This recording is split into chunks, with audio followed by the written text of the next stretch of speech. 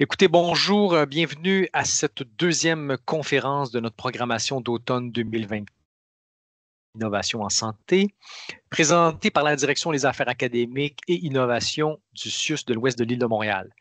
Pour votre information, la conférence sera enregistrée et mise à votre disposition pour visionnement futur sur la page web de notre établissement.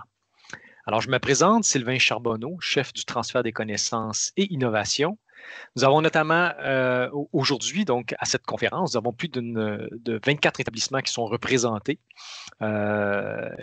Si on se fie aux inscriptions reçues, on a également des gens du réseau scolaire et également d'organismes publics et communautaires pour l'ensemble du Québec. Écoutez, bienvenue et merci beaucoup de contribuer à ce rayonnement des webinaires synaptiques. C'est grâce à vous également aux conférenciers et conférencières là, que ces activités en transfert de connaissances sont un succès. Ces conférences sont rendues possibles également grâce à l'appui du CIUS de l'Ouest de l'île de Montréal et la contribution de tous nos collaborateurs et partenaires, dont les centres de recherche de l'hôpital Douglas et de l'hôpital St. Mary's. Je tiens également à remercier toutes les personnes qui ont participé de près ou de loin à la réalisation et à la mise en œuvre de cette conférence. Sans oublier nos conférenciers et conférencières, aujourd'hui c'est 2 conférencières, qui contribuent à l'avancement et au partage de ces savoirs.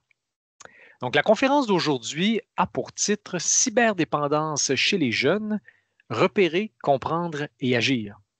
Pour cette conférence, nous avons l'honneur de recevoir aujourd'hui Mme Véronique Bobot, donc chercheuse du Centre de recherche de l'hôpital Douglas, professeure agrégée au département de psychiatrie de l'Université McGill. Ainsi que Mme, alors bienvenue et merci, ainsi que Mme Marie-Josée Michaud, coordonnatrice des services de prévention des centres Le Grand Chemin. Elle est également consultante là, en dépendance pour les troubles d'utilisation des écrans et des substances. Alors, bienvenue et merci beaucoup de votre contribution. La conférence sera donc tenue en français. Si le temps nous permet, là, nous tiendrons une période de questions à la toute fin de la conférence, auquel cas là, ma collègue Marie-Ève Arsenault, ici présente, là, sera modératrice des échanges. Donc, ceux et celles qui le souhaitent à ce moment pourront lever la main. Nous pourrons ouvrir là, votre caméra et votre micro afin que vous puissiez poser de vive voix là, votre question. Il est également possible d'inscrire vos questions dans la section clavardage, donc dans la section conversation là, de la rencontre Teams. Alors voilà, donc écoutez, sans plus tarder, je passe la parole à nos conférencières d'aujourd'hui. Alors, Mme Bobot et Mme Michaud. Merci beaucoup et bonne conférence. Oui, bonjour, merci beaucoup pour l'invitation. Est-ce que vous m'entendez bien? Très bien.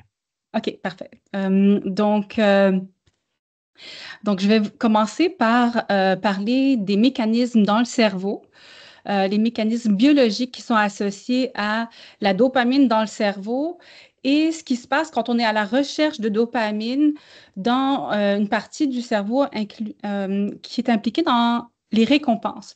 Quand on est à la recherche des récompenses, ce que ça va avoir comme impact, c'est que ça va avoir un impact négatif sur une partie du cerveau qui s'appelle l'hippocampe, qui est très important sur la cognition saine, pour la cognition saine.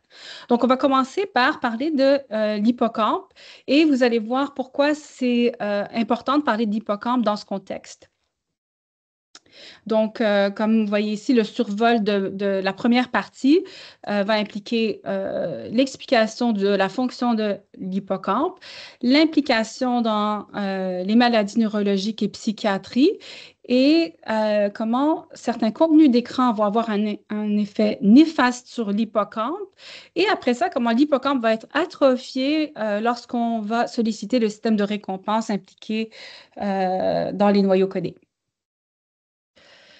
Donc, c'est quoi l'hippocampe? L'hippocampe est une structure du cerveau qui nous aide à, en fait, nous guider au jour le jour parce que c'est impliqué dans la mémoire de l'événement, c'est-à-dire, nous, ce qu'on appelle la mémoire épisodique, c'est qu'est-ce qui s'est passé hier, par exemple, dans votre journée, où étiez-vous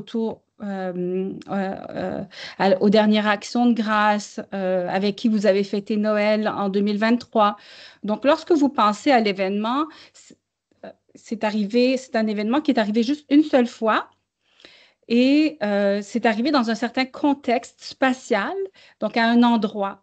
Donc, si je pense à l'Action de grâce, ben, peut-être que vous allez penser à un certain endroit où vous étiez avec certaines personnes, vous avez mangé certaines nourritures, vous avez peut-être eu des discussions, joué des jeux, raconté des blagues. Donc, tout ça, ça forme un épisode qu'on appelle donc mémoire épisodique. Et cette mémoire épisodique, quand on se souvient donc de ce qui s'est passé dans le passé, on peut prendre des décisions aussi dans le futur. On peut prendre de meilleures décisions dans le futur. Comment éviter des problèmes ou comment faciliter des situations qui étaient bénéfiques pour nous. Donc, lorsque l'hippocampe est plus petit, ça donne que on a des déficits cognitifs durant le vieillissement normal et on a une augmentation des risques de plusieurs maladies neurologiques et psychiatriques, dont la dépression, la schizophrénie, la maladie d'Alzheimer et le syndrome de stress post-traumatique. Il y a des études qui ont montré que les gens qui ont un hippocampe plus petit ont aussi une faible estime de soi. Alors, je vais donner des exemples importants. Comment est-ce qu'on peut savoir que lorsque l'hippocampe est petit, ça nous amène à avoir un risque de maladie psychiatrique plus tard? On ne peut pas le savoir à l'avance qui va avoir une maladie psychiatrique. Si on a des gens qui ont une dépression et qu'on scanne leur cerveau et qu'on voit qu'ils ont un hippocampe petit, comment on peut savoir que l'hippocampe n'est pas devenu petit à cause de la maladie psychiatrique? Donc, si on prend la dépression, par exemple, ce qui est arrivé, c'est que les gens ont fait des études très compliquées, très sophistiquées pour essayer de répondre à cette question.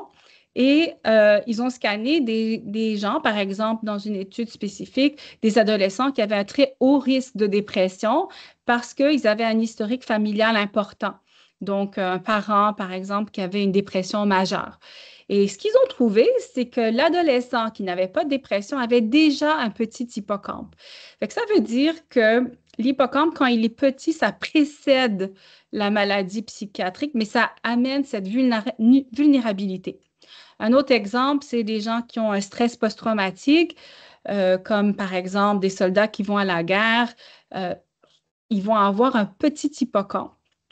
Mais encore une fois, comment on peut savoir que ce n'est pas la guerre qui a causé le petit hippocampe? L'événement, par exemple, traumatisant, peut avoir fait en sorte que la personne arrête d'apprendre à encoder des nouvelles informations.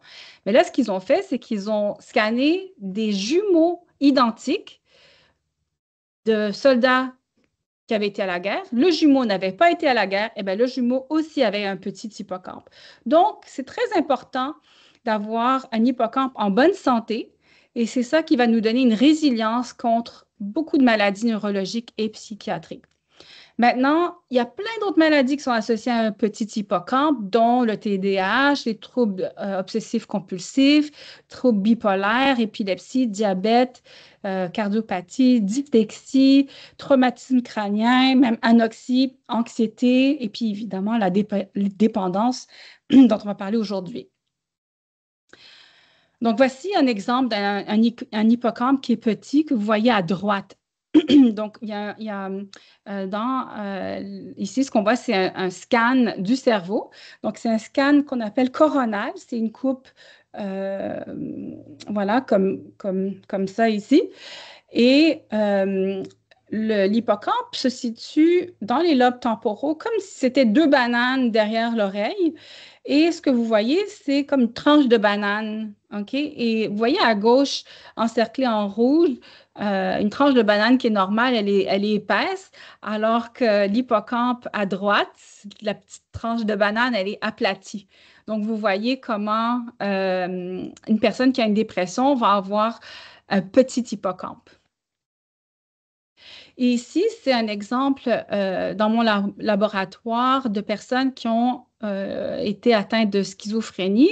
Et ce qu'on voit dans les cercles noirs, les personnes qui ont la schizophrénie font plus d'erreurs dans des tests de mémoire qui dépendent de l'hippocampe, donc mémoire spatiale, et ils ont un plus petit hippocampe. Par contre, si vous voyez parmi les cercles noirs, il y a des gens qui sont en bonne santé, des contrôles qui sont présents, qui ont aussi fait beaucoup d'erreurs dans nos tests de mémoire spatiale et qui ont aussi un petit hippocampe. C'est ces gens-là dont on parle, qui ont cette vulnérabilité à avoir une maladie psychiatrique plus tard. Donc, quand il va y avoir un traumatisme comme une prochaine pandémie, ce sont ces gens-là entourés du cercle rouge ou qu'on a pointé en rouge, ce sont ces gens-là qui vont être plus vulnérables à avoir une maladie psychiatrique, dont la dépression ou stress post-traumatique, alors que les gens qu'on voit en haut à droite, encerclés de bleu, sont des gens qui ont une meilleure mémoire spatiale, donc ils faisaient moins d'erreurs dans le test, un plus gros hippocampe, et c'est eux qui vont avoir la résilience contre les maladies psychiatriques. Donc, ce qu'on veut, c'est encourager les gens à avoir cette résilience pour qu'ils soient bien heureux. Donc, on va passer à la prochaine diapo. Et ici, on voit qu'un seul trait de TDAH chez les enfants suffit pour que ces enfants arrêtent d'utiliser les points de repère dans l'environnement, donc qu'ils arrêtent d'utiliser la mémoire spatiale. Et ce qui est intéressant dans cette étude-là, c'est qu'on a un test qui dépend où la personne fait des erreurs seulement si elles utilisaient les points de repère. Et ce qu'on voit ici, en rouge, c'est les gens qui avaient zéro erreur, c'est-à-dire aucunement utilisation des points de repère. Donc, pourquoi c'est important? Ça veut dire que les personnes qui avaient le TDAH étaient capables d'avoir zéro erreur. Ça veut dire que le TDAH n'est pas nécessairement un problème, ce n'est pas un déficit, c'est qu'ils utilisent une autre partie du cerveau qui n'implique pas l'utilisation des points de repère. Ils utilisent une partie du cerveau qui fait compétition à l'hippocampe, qui s'appelle le noyau codé. C'est la même structure qui est impliquée dans les récompenses. Et quand on utilise cette structure-là, dans ce test spécifique, ces gens-là qui sont en rouge faisaient zéro erreur. Donc, ça montre qu'ils utilisent différemment leur cerveau. Et voici une illustration donc, de l'hippocampe à droite, des noyaux codés à gauche. Donc, les gens qui avaient le TDAH, qui avaient zéro erreur dans ce test que je viens de montrer, sont les gens qui utilisaient le noyau codé. Donc, le noyau codé, c'est une partie du cerveau qui est impliquée dans le développement des habitudes, donc qui est aussi impliquée dans la recherche de récompenses. Et lorsqu'on navigue dans un environnement, quand on n'utilise pas les points de repère, qu'est-ce qu'on fait? On utilise une stratégie qu'on appelle stimulus-réponse, c'est-à-dire on peut se rendre d'un point de départ à un point d'arrivée sans avoir une carte mentale de l'environnement, mais en utilisant des items dans l'environnement comme stimulus, comme le cadre de la porte, ça va être un stimulus. Je sais que quand je sors de chez moi, je tourne à droite.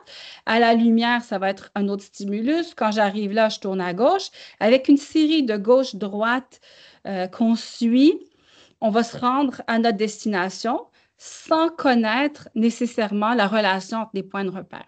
Donc, c'est de cette façon-là que quelqu'un peut naviguer parfaitement bien en utilisant les noyaux codés. A contrario, lorsqu'on utilise des points de repère, on utilise son hippocampe, comme j'ai déjà mentionné, c'est impliqué dans la mémoire épisodique, spatiale, et on fait une carte mentale de l'environnement. Donc, ce qui est critique, c'est qu'on va utiliser les points de repère, mais on va connaître les relations entre les points de repère. Donc, prochaine diapo.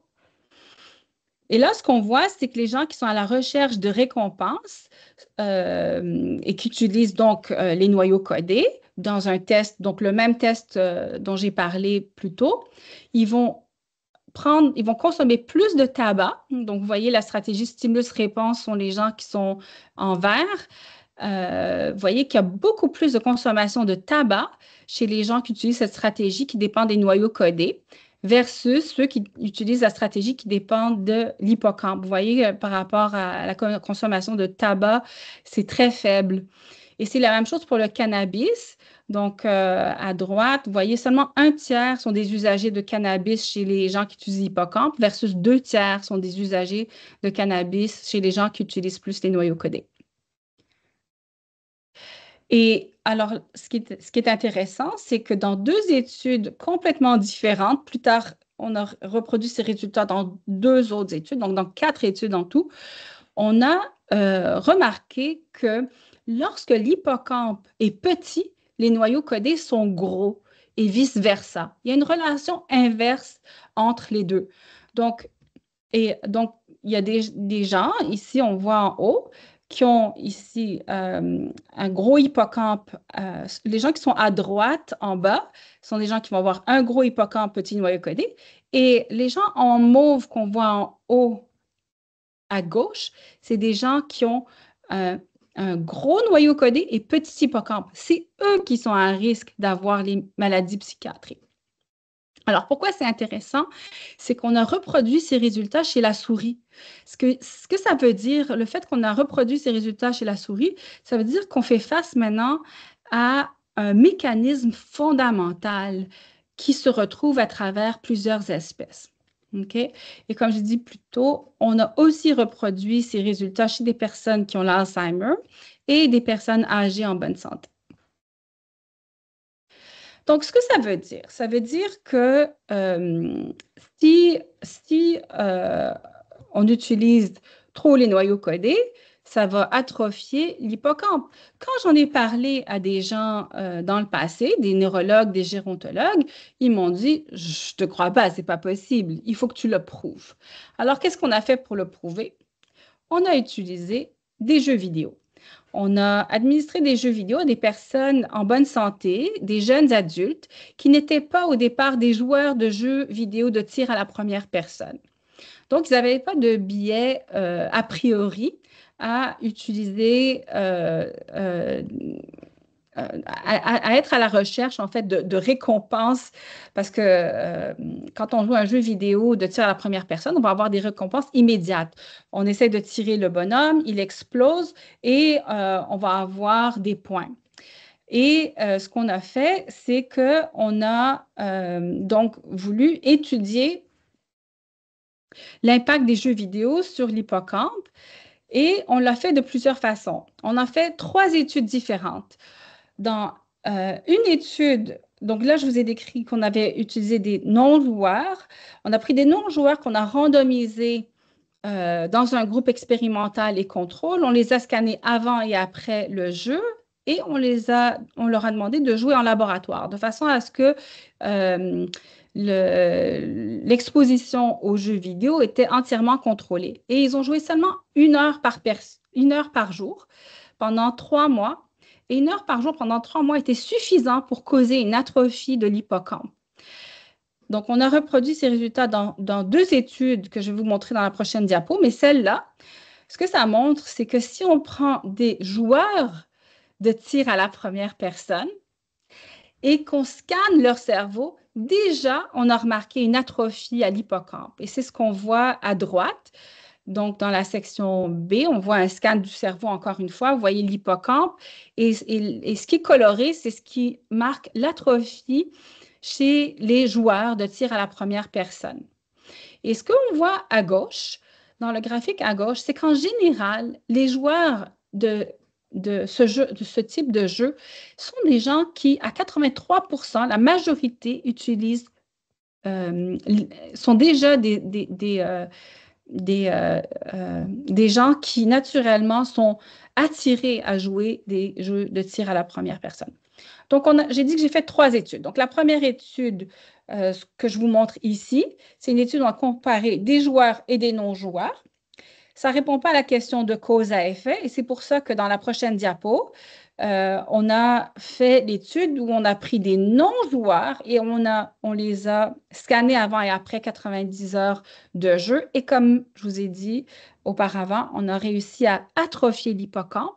Et ça, c'était seulement chez les gens qui sont à la recherche de récompenses. Donc, les response learners, vous voyez en A, en haut, et vous voyez ce qui est coloré, voilà, en haut à gauche, on voit l'hippocampe et on voit cette diminution de matière grise à l'hippocampe chez les joueurs.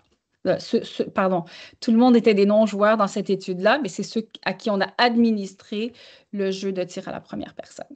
Donc, un jeu d'action de tir à la première personne va engager le noyau codé chez les gens qui sont à la recherche de récompenses. Ceci va causer une atrophie de l'hippocampe. OK, prochaine diapo. Alors ici, c'est une autre étude qui a été publiée dans un laboratoire où ils mesurent la dopamine lorsque la personne joue un jeu. Et ce qu'ils ont remarqué, c'est qu'il y a une augmentation de dopamine dans les noyaux codés lorsque les gens jouent des jeux vidéo. Et ce que vous voyez dans le carré en bas à gauche, c'est qu'ils notent que le niveau de dopamine qui est libéré, donc plus à gauche dans le texte, ce qu'on voit, ils écrivent ici, the binding potential was similar to that observed of intravenous injection of amphetamine. Ça veut dire que le niveau de dopamine libéré dans le cerveau quand quelqu'un joue un jeu vidéo, c'est le même niveau de dopamine que lorsqu'il y a une injection intraveineuse d'une drogue comme les amphétamines.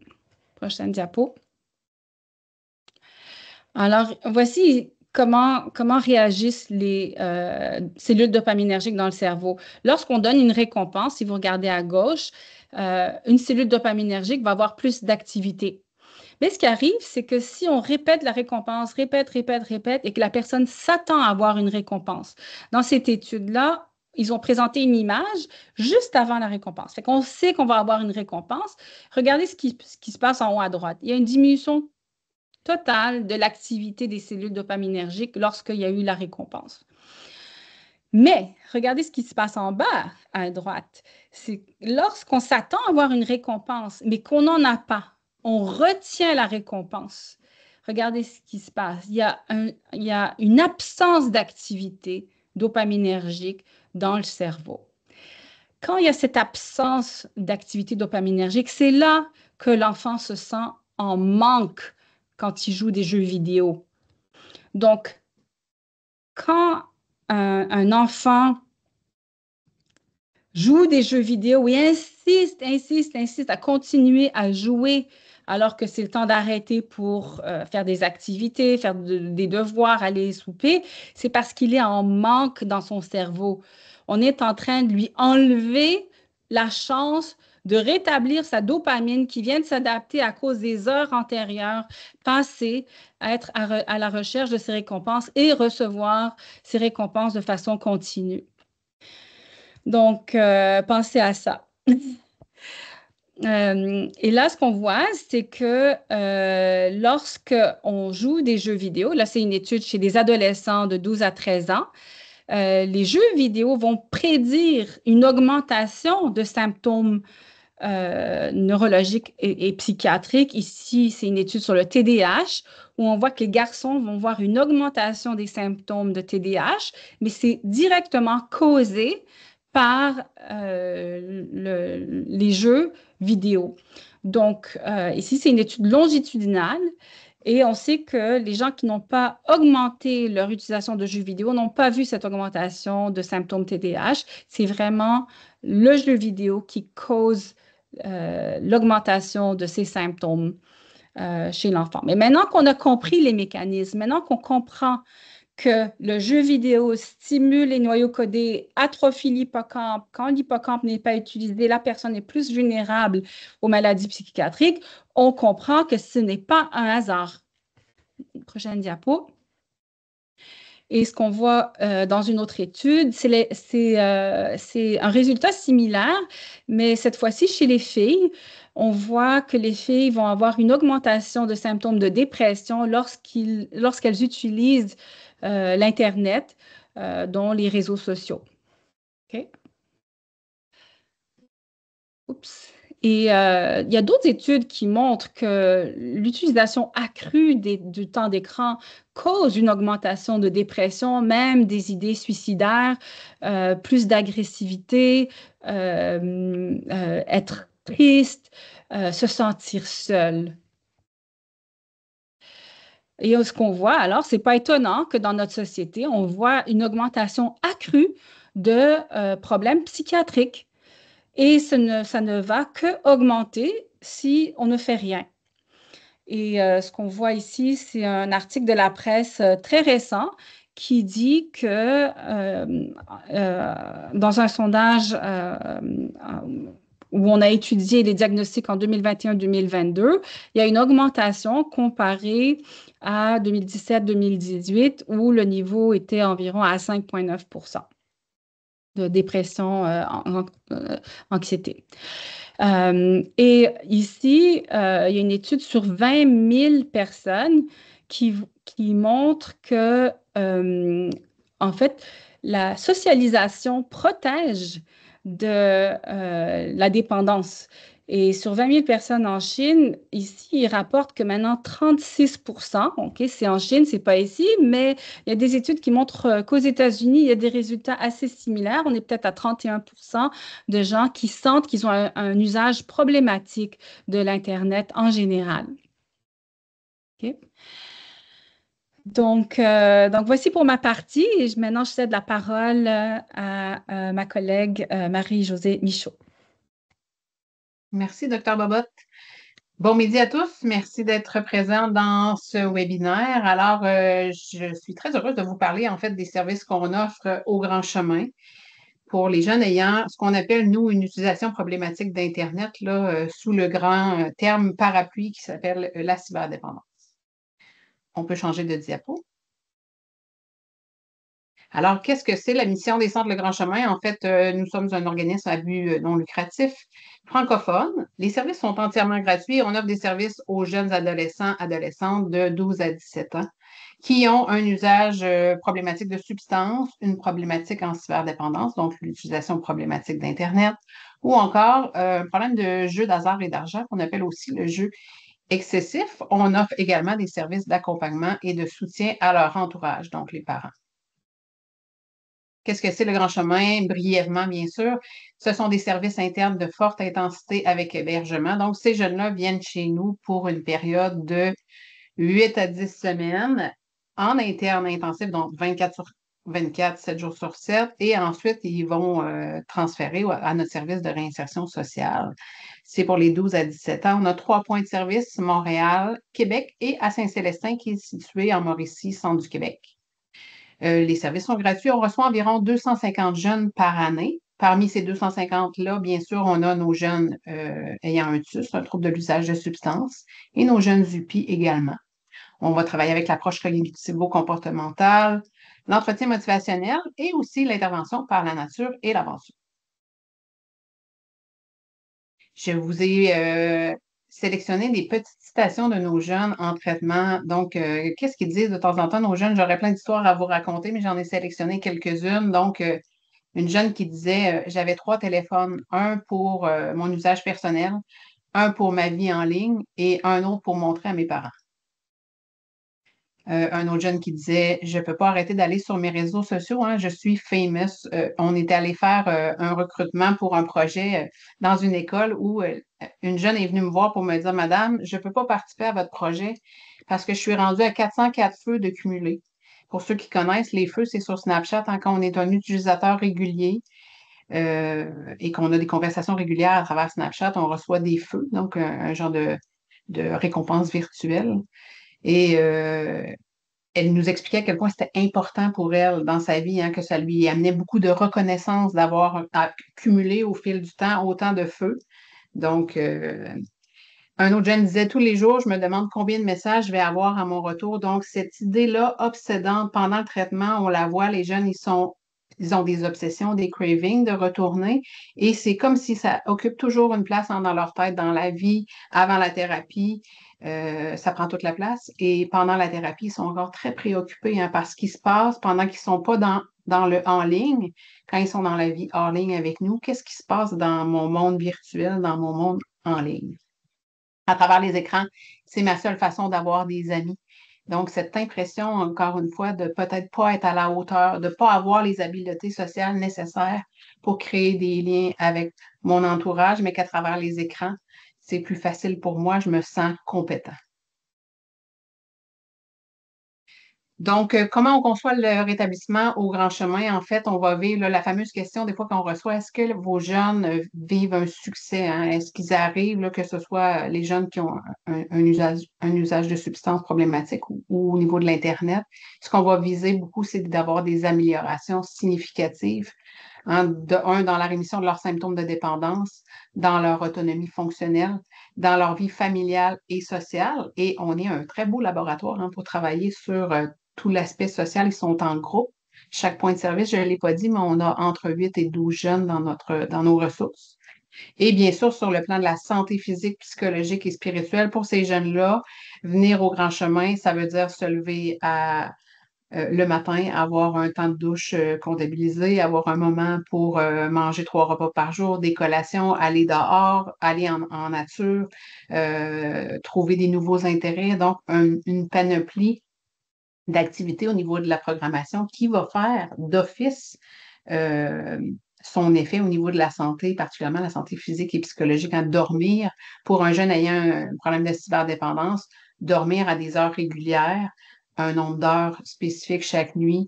C'est la beauté de travailler, je trouve, chez les adolescents, c'est qu'ils ont cette capacité-là de se remettre en forme là, à tous les niveaux, quand même assez rapidement. Euh, je vous ai mis aussi des citations de nos jeunes suite au traitement. Quand ils sortent du traitement à l'interne, qu'est-ce qu'ils nous disent, ces jeunes-là? Ils nous disent des tonnes de choses, mais entre autres, hein, j'ai redécouvert des passions. Nous, on leur demande de venir participer avec nous à différentes activités. Moi, j'aime bien leur dire que tu n'es pas obligé d'aimer ça. Hein. Ce que je vais te proposer, je ne te demande pas d'aimer ça, je te demande d'essayer. Parce que peut-être qu'à travers toutes les activités que tu vas avoir essayées, il va y avoir 2, 3 activités que tu vas avoir envie de reproduire à l'extérieur. Ça fait des années que je n'avais pas eu de conversation avec mes parents. Hein. Ce qu'on observe beaucoup dans les situations familiales de ces jeunes-là, c'est qu'ils vont vivre un peu, et là, je fais très attention de ne pas généraliser, mais dans beaucoup de cas, ils vont vivre un peu comme des colocs hein, au sein de la famille. J'ai ma vie en ligne, dans ma chambre, dans mon environnement de gaming. Euh, j'ai peu de conversations peut-être avec mes parents, j'ai peu de moments d'interaction dans ma famille, dans la vie familiale. Donc, et là, ils reprennent des contacts et les parents apprennent à les voir différemment aussi au moment où ils sont chez nous. Un autre jeune disait, j'ai amélioré ma condition physique, je suis plus en forme, je dors mieux, je mange mieux. Donc, ça, on le voit, nous, on a cette possibilité-là et c'est ce qui est bien de travailler dans des services internes, c'est qu'on les voit au quotidien, tous les jours, prendre du mieux. Je vous parle rapidement de la définition. Hein, qu'est-ce qu'on entend par la cyberdépendance, qui est notre terme parapluie pour lequel on ne s'entend pas partout là, sur une définition commune. Donc, nous, on utilise l'appellation UPI pour utilisation problématique d'Internet. Je sais qu'il y a beaucoup de personnes aujourd'hui qui se sont inscrites au webinaire qui sont dans les milieux scolaires, donc probablement que vous connaissez si vous travaillez en dépendance. Déjà, hein, nos principes de feu vert, feu jaune, feu rouge. Donc, on a réutilisé un peu les mêmes couleurs pour expliquer c'est quoi une utilisation saine ou à faible risque. Hein. Je pourrais vous en parler longtemps, mais je vais tenter de vous le définir assez brièvement. Donc, la Société canadienne de pédiatrie nous dit que de 0 à 2 ans, là, il n'y aurait aucun intérêt à utiliser les écrans. Il n'y a pas de plus-value à utiliser les écrans. Donc, on vise 0 temps d'écran pour les enfants. De 3 à 5 ans, on parle d'1 heure maximum dans des applications qui sont interactives, qui sont éducatives, qui sont faites aussi en présence du parent. Hein. On ne laisse pas seul un enfant devant un écran. Et pour les 6 ans et plus, on parle d'un 2 heures maximum. On réalise que, somme toute, on est dans une société hyper connectée. C'est, somme toute, assez difficile d'atteindre ce 2 heures-là, de ne pas le dépasser, mais déjà de l'avoir en tête, ça nous permet d'essayer de tendre du moins vers le côté de un peu moins d'heures. Quand on est dans une utilisation saine, on est dans une utilisation d'Internet qui se veut complémentaire à mes autres sphères de vie. Hein. J'ai de la place pour aller dehors, pour avoir des conversations en face à face, pour prendre mes repas en famille, dormir bien.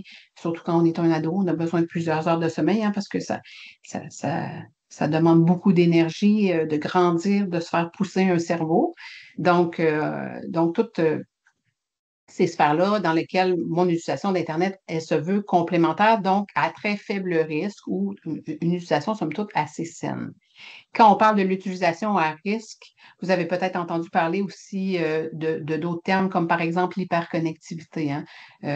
Un terme utilisé par Jean-François Biron de la Santé publique de Montréal. Donc, qui dit qu'à à partir de plus de 4 heures de connexion par jour, on va commencer à observer certains méfaits, hein, certaines difficultés au niveau scolaire, au niveau familial, des conflits. Donc, quand on regarde déjà nos 2 premières sphères vert et jaune, ben, on sait qu'on devrait être autour de 2 heures. Puis on essaye surtout d'éviter d'être à plus de 4 heures de connexion par jour, hein, qu'on parle des réseaux sociaux ou des jeux vidéo ou encore du streaming. Donc, les vidéos en rafale, là, par exemple, sur YouTube, sur Netflix. Quand on est dans l'utilisation problématique d'Internet, on est devant principalement 4 critères, hein. Donc, la préoccupation démesurée, on l'a vu dans les petites citations de tantôt, hein, les jeunes qui sont très, très impactés par cette omniprésence-là des écrans sous toutes leurs formes, là. Nos jeunes à nous, je vous dirais que plus de 95% sont des garçons qui s'adonnent à des jeux vidéo de type MMORPG, donc des jeux multijoueurs en ligne. Donc, beaucoup, ça prend beaucoup de place, hein, dans leur vie, dans leur tête. Ça les amène à avoir une perte de contrôle, hein, même s'ils savent qu'ils devraient se déconnecter, que la notion de temps, on la perd et on perd le contrôle et ça vient empiéter sur toutes les sphères de vie de l'adolescent. Ça amène bien sûr énormément de conséquences négatives dans la sphère dans les différentes sphères de vie. Ça peut être même au niveau financier, hein, beaucoup de jeunes vont investir beaucoup de sous dans les jeux pour pouvoir avancer. Parce qu'au départ, dans les jeux, on est tous très bons et vient un moment où la difficulté est augmentée et je vais devoir payer pour avancer plus rapidement ou pour gagner, là, du moins. Donc, et à tout ça s'ajoute ce qu'on appelle la souffrance cliniquement significative. Donc, à l'évaluation, les intervenants spécialisés en dépendance vont évaluer cette souffrance-là. On a aussi d'autres diagnostics dans le CIM-11, là, l'Organisation mondiale de la santé parle du gaming disorder. Et dans le DSM, dans les troubles à l'étude, on va aussi parler du trouble lié aux jeux vidéo. Donc, dans ce contexte-là, on est très, très axé sur le jeu vidéo, un peu comme dans les recherches de Madame Bobot. Par contre, nous, on a utilisé l'utilisation problématique d'Internet, ce terme-là qui se veut plus inclusif, hein. Ça nous permet de recevoir dans nos services des jeunes filles qui auraient des difficultés en lien avec les réseaux sociaux, hein, l'omniprésence des réseaux sociaux et le fait que c'est venu prendre toute la place dans la vie de cette adolescente-là, au détriment de ses autres sphères de vie. Donc, le temps, pour terminer là, sur les définitions, le temps, c'est un élément qui est signifiant, mais qui ne va pas être déterminant au diagnostic. Donc, nécessairement, nos jeunes cyberdépendants font beaucoup de temps d'écran. Ce n'est pas parce que je fais beaucoup de temps d'écran que nécessairement je suis cyberdépendant. Donc, juste être prudent sur cette définition-là. Et sachez aussi que l'utilisation chez nos jeunes, elle n'est pas linéaire, hein. Surtout chez les adolescents, en lien avec les filets de sécurité sociale là, qui se veut l'école. Il y a des moments où je vais peut-être être dans des épisodes d'hyperconnexion. Par exemple, on peut penser aux fêtes. Là. On approche le temps des fêtes. Au moment où j'ai un congé, hein, j'ai beaucoup de temps à occuper. Peut-être que là, je vivrai des moments d'hyperconnexion plus que de la saine utilisation. Et somme toute, si je suis capable de reprendre, hein, le train de ma vie d'adolescent, euh, il y a fort à parier que je ne suis pas devant de la cyberdépendance. Quels sont nos indicateurs et nos manifestations cliniques? Il y en a plusieurs. On peut peut-être les afficher, peut-être qu'ils vont s'afficher là, un à la suite de l'autre. Donc, les fameuses pensées obsédantes, hein, les cravings, les obsessions, cette idée fixe-là que j'ai de retourner me connecter, hein, en lien avec ma fameuse montagne russe de dopamine, là, j'ai eu beaucoup, beaucoup de surstimulation, hein, comme des amphétamines, comme Mme Bobot disait. Ça m'amène peut-être à avoir des problèmes de sommeil, hein. Souvent, ça va être la première sphère sur laquelle on va empiéter le sommeil. C'est une grande plage horaire où j'ai du temps de disponible. Donc, tranquillement, pas vite, je vais empiéter, je vais me coucher plus tard. Où je vais me lever plutôt pour m'adonner à mes jeux.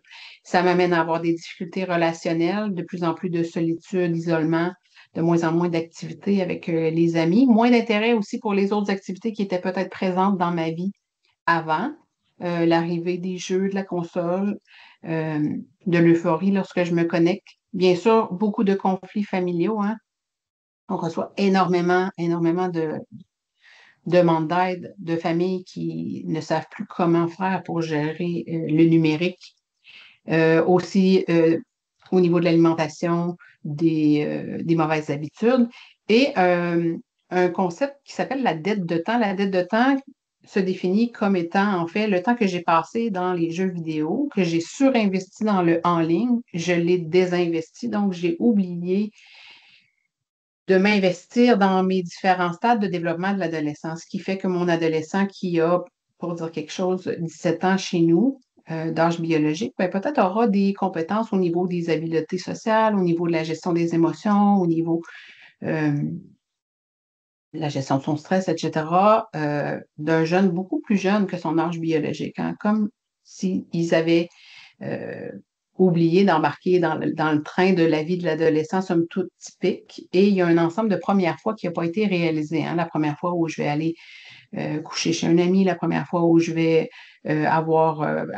être allé porter un CV pour un emploi, le premier emploi que je vais avoir, peut-être une première relation significative au niveau de l'amitié, au niveau amoureux. Donc, un ensemble de premières fois qui ne se sont pas réalisées. C'est ce qu'on appelle la dette de temps et qu'on va observer beaucoup, nous, en clinique. Je vous parle rapidement du repérage de la détection. Les gens qui sont dans la première ligne, vous connaissez probablement le débat Internet, donc qui est le test développé par Magali Dufour et ses collaborateurs en 2019.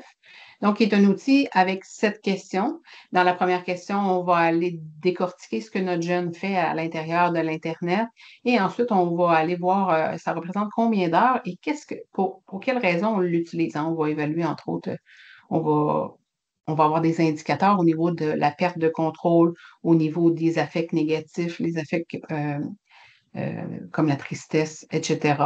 Et le quota, donc le seuil de détection, il est à 39, à partir de 39 sur cet outil de détection-là. On va vouloir orienter vers les services spécialisés en dépendance pour poursuivre l'évaluation. Hein. Nous, le Grand Chemin, on est un service de forte intensité. Il y a d'autres services dans le réseau qui existent aussi en externe. Donc, on va vouloir bien arrimer hein, le profil de notre jeune avec le service qui est disponible. On peut continuer. Donc, à quoi ressemblent nos jeunes qui ont une utilisation problématique d'Internet? Alors, on peut poursuivre. Il y aura probablement plusieurs éléments à l'écran. Donc, ce qui est intéressant de voir en lien avec les études de Dr. Boba, c'est que chez nos jeunes, 100% de notre clientèle au Grand Chemin ont un trouble concomitant. Donc, ont une comorbidité au niveau du déficit de l'attention avec hyperactivité ou la dépression ou l'anxiété. Ce sont des profils qui sont extrêmement complexes. Ils sont très pessimistes, donc ils accordent une faible valeur aux relations hors ligne. Ils ont un faible sentiment d'efficacité personnelle, donc ça impacte beaucoup la persévérance. Hein. Il y a une grande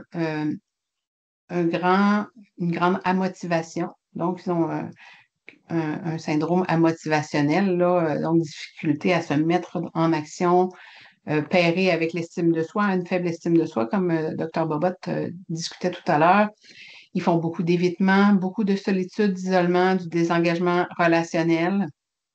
Au niveau des habiletés interpersonnelles faibles, j'avais noté une autre citation. Donc, être en ligne, c'est ma seule façon d'avoir des amis. Donc, ça nous indique bien à quel point les habiletés interpersonnelles sont faibles. Sachez que ce profil-là, il a été défini à travers dans notre service, on va observer ces différentes caractéristiques-là, mais aussi dans le projet de recherche Virtua, donc qui est un projet où on développe une intervention manualisée qui est chapeautée par Dr. Magali Dufour. Donc, on a relevé tous ces éléments-là. Hein. Donc, des défis d'autocontrôle. Si je me connecte le vendredi, je perds toute ma fin de semaine. Donc, un jeune nous disait que il faut qu'il s'abstienne parce que dès qu'il entre dans son jeu, il perd complètement la notion du temps. Un autre jeune disait, en fait, on sentait qu'il minimisait les effets. Hein. Il disait, c'est pas grave, si j'ai perdu 3 000 $, c'est mon argent, en quoi ça vous dérange? On a eu des jeunes qui ont perdu des sommes d'argent beaucoup plus importantes que 3 000, des 5 000, des 10 000 et plus. Donc, ce sont des profils qui sont quand même assez complexes et je tiens à dire, je ne l'ai pas dit d'entrée de jeu, mais on a très peu de recul par rapport au phénomène du numérique. Hein. On a à peine peut-être un 25 ans, un peu plus, de recul par rapport à l'arrivée du numérique de façon massive dans notre vie. Donc, on est toujours dans le rattrapage, hein, quand on fait des projets de recherche, on va étudier un phénomène. Le temps d'avoir les résultats de cette recherche-là, bien déjà, on est passé peut-être à autre chose, hein. Il y a des nouvelles applications qui sont apparues, des nouveaux phénomènes numériques sont apparus aussi. Alors, je vous cède la parole, Madame Bobot, pour la suite. Excellent, merci beaucoup, Madame Michaud. Donc, la prochaine diapo va parler, donc maintenant, on va parler des solutions, mais pour pouvoir amener des solutions sur la table, il faut reconnaître le problème. Alors, et puis savoir aussi à quoi on fait face. Donc, c'est un côté optimiste, mais en même temps, il faut reconnaître certains défis auxquels on fait face. Donc, si on regarde ce qui se passe en Chine, depuis 2008, ils ont reconnu l'Internet comme, ou la cyberdépendance comme étant un problème réel chez les jeunes. Nous, on est très, très en retard comparé à ça. Le WHO a reconnu, je pense, seulement il y a à peu près, je pense que c'était en 2018-2019. Et puis, en Chine, ben, c'est pas compliqué. Ils ont des camps de réadaptation et ils utilisent le terme héroïne électronique. Donc, ils vont pas par quatre chemins. Ils ont identifié que l'Internet peut, pour certaines personnes, être de l'héroïne électronique. Alors, pourquoi est-ce que je mentionne ça? C'est parce que on fait face à une industrie de plusieurs centaines, pas de millions par année, mais de milliards par année, qui ont toutes les ressources possibles à leur disposition pour accaparer notre attention, la nôtre et celle de nos enfants. Et ils vont utiliser toutes les techniques possibles, que ce soit un bouton qui fait un son qu'on aime, que ce soit des récompenses, des récompenses à travers d'autres personnes qui contribuent, qui vont nous donner des likes ou des bonhommes qui explosent lorsqu'on on joue un jeu. Ils savent comment aller chercher nos récompenses, ils étudient notre comportement et ils ont l'argent pour le faire. Donc, il faut réaliser ça, surtout quand on veut, après ça, mettre le fardeau sur le parent et dire, ben, c'est le parent, il n'a qu'à s'occuper de ses enfants. Ou bien, j'ai entendu des commentaires qui disaient, oh, ben, ça arrange bien les parents de coller leur enfant devant l'écran. Peut-être que ça arrive pour certaines personnes, mais il faut garder en tête que l'industrie a beaucoup de ressources pour accaparer l'attention de nos enfants et des fois, c'est un fardeau qui semble insurmontable de, après ça, retirer l'écran de l'enfant. Donc, première étape, c'est reconnaître le problème. Donc, prochaine diapo, on va voir qu'il existe beaucoup de programmes et quand les gens ont participé à ces programmes-là, ils se sont sentis bien. Et dans le cas ici, c'était le défi 10 jours sans écran de Jacques Brodeur. Ce qu'il explique, c'est qu'il faut que ce soit pas juste l'enfant, mais l'environnement autour de l'enfant. Alors, ils sont allés offrir ce défi dans des écoles. Ça a eu un succès phénoménal en France. En 2022 et 2021, il y avait plus de 300 000 participants qui ont adoré. Et dans un sondage, 99% des parents aimeraient que l'école offre ce défi. 74% des enfants veulent refaire le défi. Donc, ça veut dire que les gens ont eu un bénéfice, ils ont senti un bénéfice de l'avoir fait et ça coûte rien. Ça coûte vraiment pas cher. Il s'agit de se mobiliser et de partager des informations et de faire le programme en même temps. Alors, quelles sont les informations? Bien, si on veut réussir, il faut que l'environnement participe. Il faut que les gens à l'école participent, que les enseignants soient sensibles à ça, que les parents, les frères et sœurs, amis, que tout le monde soit au courant et qui participent en même temps. Et là, ce qu'on voit, c'est que on remplace le temps individuel avec du temps en famille. Les gens se parlent plus et ça donne ce sentiment de bien-être.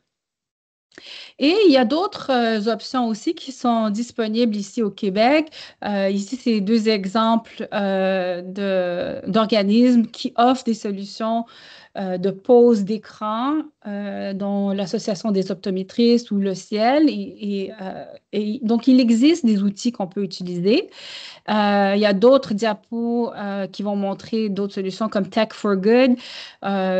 C'est mené par Caroline Isotier. Elle offre des fresques et on est présentement en train de construire une fresque sur la cyberdépendance. Elle va être disponible à travers toutes les écoles et tous les réseaux sociaux, excusez-moi, toutes les écoles et les réseaux de systèmes de santé pour ceux qui sont intéressés. Il y a d'autres organisations comme Ethical Game qui essaient de regarder des façons éthiques d'utiliser l'Internet. Donc, tout n'est pas mauvais, bien sûr. Il faut savoir comment aller chercher des bonnes ressources qui sont saines pour notre cerveau. Et personnellement, basé sur nos recherches à nous, je dirais l'emphase importante, c'est de ne pas aller chercher des récompenses. D'autres types de solutions qui ont été amenées de l'avant impliquent carrément inclure dans le curriculum scolaire l'utilisation du spatial pour stimuler l'hippocampe. Comme ici, MapHead, c'est une étude sur les cartes. C'est Ken Jennings qui a écrit un livre là-dessus. Et lui, quand il était jeune, il adorait étudier les cartes. Des cartes du monde. Et puis c'est quelqu'un qui a eu beaucoup de succès dans un jeu de questions de la vie de tous les jours qui s'appelle Jeopardy. Et il a gagné beaucoup d'épisodes. Donc, il avait une mémoire phénoménale. Ensuite, en Suède, ils ont reconnu que les écrans étaient responsables de la baisse du niveau scolaire parce qu'ils ont vu des scores chuter suite à l'utilisation des écrans dans les écoles. Et là, maintenant, au niveau national, ils vont enlever les écrans dans les écoles. Donc, déjà, il y a des écoles qui ont enlevé les écrans, mais maintenant, c'est vraiment rendu une loi au niveau national on retourne en arrière parce qu'on a vu que c'était néfaste pour l'enfant. Ensuite, à droite, on voit un petit village français qui a décidé même de bannir l'usage du téléphone intelligent dans les espaces publics. Alors, il y a d'autres gens qui ne sont pas contents, qui disent, mais de quoi ils se mêlent? Mais après ça, il y a eu un bénéfice et les gens remarquent qu'on discute plus, on socialise plus, on se sent bien. Donc, il y a des avenues. Il y a beaucoup d'avenues. Ce n'est pas les mêmes avenues qui vont être les bonnes pour tout le monde. Au minimum, nous, ce qu'on préconise, c'est que l'âge soit respecté. Là, je ne vois pas ma diapo, donc si vous pouvez juste retourner en arrière, voilà, en bas à droite, que les codes d'âge soient respectés pour les jeux vidéo, qu'on ne donne pas des jeux à des enfants qui sont cotés pour adultes. Donc, prochaine diapo. Là, ici, prochaine, ce qu'on voit, c'est tout est réversible. C'est-à-dire que quand il y a un problème de mémoire associé à l'utilisation ici, c'est le GPS. Quand les gens utilisent plus le GPS, ils vont avoir une moins bonne mémoire dans 3 ans, donc sur 3 ans. Mais ceux qui ont diminué l'utilisation du GPS ont une amélioration de la mémoire 3 ans plus tard. Donc, ça veut dire qu'on peut améliorer notre mémoire. Prochaine diapo. Ici, on peut voir que dans une étude, ils ont répété cet essai clinique sur 2 semaines. Ils ont remarqué une diminution de la dépression. Juste en réduisant les notifications, l'accessibilité du téléphone. Lorsqu'on dort, on met le téléphone loin sur silencieux, on ne met pas l'accès aux réseaux sociaux facilement, on utilise l'ordinateur le plus possible, on laisse le téléphone à la maison et là, on voit une diminution significative des symptômes de dépression chez les jeunes adultes. Donc, l'état mental est réversible. On améliore la mémoire, on peut améliorer notre état mental. Et dans les prochaines diapos, je vais vous montrer qu'on peut même augmenter le volume de l'hippocampe. Donc, prochaine diapo. Et ça, c'est une étude que j'ai faite où on stimule la mémoire spatiale. Ça mène à une augmentation du volume de l'hippocampe. Prochaine diapo. Et ça, c'est vrai même si on a des facteurs génétiques à risque de certaines maladies. On voit que ici, les personnes âgées qui ont le gène pour l'Alzheimer, vont avoir un cerveau complètement normal s'ils stimulent leur mémoire spatiale. Donc, on est même capable de dépasser les vulnérabilités génétiques. Et prochaine diapo. Et donc, les ingrédients, en somme, c'est de reconnaître le problème, mobiliser les ressources, force majeure post-COVID parce que l'augmentation du temps d'écran a beaucoup augmenté, et évidemment, l'éducation de part et d'autre. Donc, voilà, et je cède la parole à Marie-Josée. Merci. Merci, Dr. Bobot. En fait, je vous ai réuni quelques petites stratégies. Je vous en nomme quelques-unes. Là, tantôt que Mme Bobot disait que ça crée beaucoup d'agressivité quand on va se déconnecter, quand on demande aux enfants de se déconnecter sur les consoles, entre autres, de prévoir le désengagement, de favoriser les stratégies d'autocontrôle comme peut-être les minuteries, avoir des banques de temps, avoir aussi des ententes d'utilisation quand on donne cet objet-là à haut potentiel addictif qui se veut l'objet numérique, la console de jeu, le téléphone cellulaire. Il faut voir qu'on n'est pas en train d'offrir un nouveau chandail à la mode, là, hein. C'est quelque chose qui peut avoir un impact. Donc, on a une co-responsabilité. Oui, l'industrie a une responsabilité. Les parents aussi qui sont, dans ce cas-ci, le pourvoyeur de la substance, hein, la substance qui peut créer la dépendance, qui est nos appareils vidéo, etc. Donc, il y a plusieurs trucs. Donc, le fait de... Je vais au fait de ne pas les utiliser peut-être le matin ou 1 heure avant le coucher. Dans les repas, de prévoir du temps pour discuter ensemble, de choisir les applications sur lesquelles on veut passer du temps, de peut-être pas avoir tous les réseaux sociaux, avoir Instagram, Snapchat, TikTok. Ça nécessite que chaque soir, je vais aller voir le fil d'actualité de ces applications-là. Éviter de faire du double écran, les devoirs de maths en même temps que de parler à mon ami et écouter une vidéo de chat qui est drôle.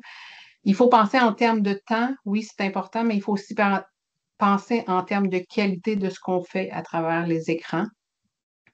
Je pourrais vous en dire davantage, mais là, je vois qu'on achève le webinaire de ce midi.